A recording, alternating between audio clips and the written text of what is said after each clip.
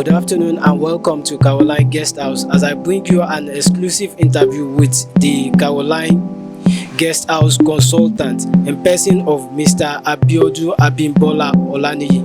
You are welcome, sir. Thank you very much, sir. Sir, Caroline Guest House and Hotels. Tell us more about it, the year of establishment, the services you render, and the capacity. Thank you very much. We commenced operation 1st of August 2003, and our services include luxurious accommodation, restaurants, bar, laundry, and other sundry hospitality activities. We are also into catering and event planning. Thank you very much. Okay, so what about the capacity? When we look at the building, it's a very gigantic one. So tell us about the capacity. We have